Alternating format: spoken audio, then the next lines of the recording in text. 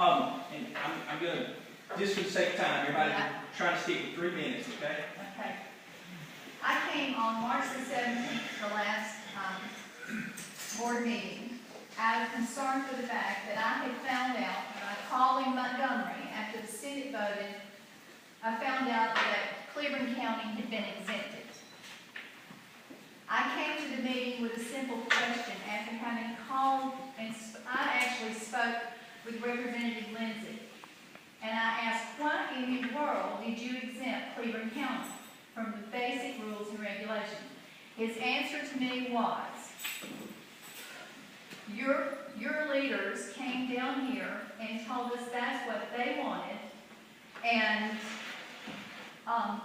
that's what our county wanted. My question in that meeting, and I still stand by that, is why in the world would such a major decision be made in this county? And I'm sorry, Ron, but it doesn't have anything to do with zoning. I appreciate and respect Mr. Kitchens and his land and his boundaries. But if something crosses the boundary line in a community, it is no longer just that landowner that's involved. All of us are involved. And so, as soon as Laura's article came out in the Anniston Star, my phone started ringing. Are you the Carolyn Doggett that was at the commission board meeting? And I said yes. And the questions, our phone has rang from in the morning early till late at night. People wanting to understand what happened. And they were confused by the article and what happened in the first part of the meeting and then what happened later. I left after the recess, and I have to tell everybody, I still can't wrap my head around what happened in that meeting, that it was evident that our commissioners did not know that we had leadership in the wind company and the owner of the land that went to Montgomery and represented us. But then when we left, what blindsided me was then our commission board voted on the spur of the moment to allow Ryan to call our House of Representatives and tell them, yes, we're going to be exempt.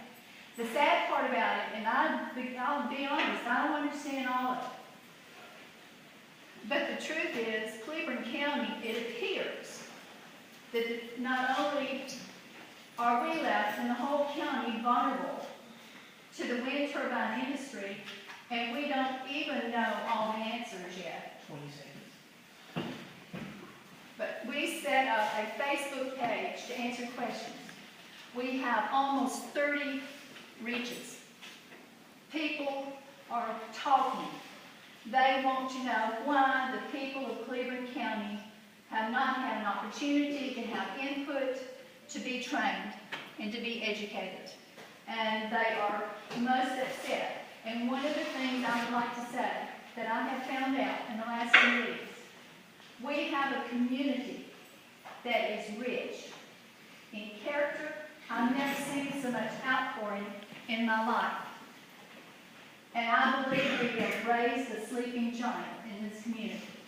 People want to know what else is going on in this community we don't know about. I can't answer that. But we can watch for each other and take care of each other. Understand that all the calls you made in Montgomery were unprecedented. They had more calls than they've ever gotten about anything. And it was 75-25% in our favor. Those of us who wanted regulations for our county. Thank you, ma'am.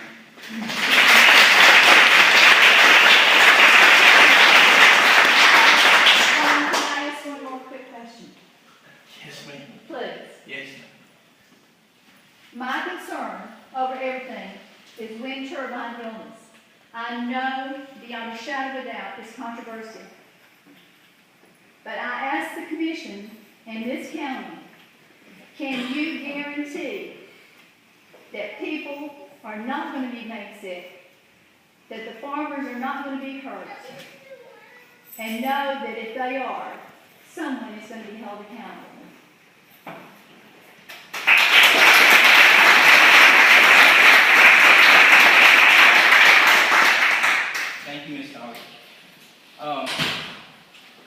what I'll do next time, I know she's very passionate, and I don't want to be ugly to anybody, it's not my nature to be ugly, but if I stand up, just know you only got about 30 seconds left.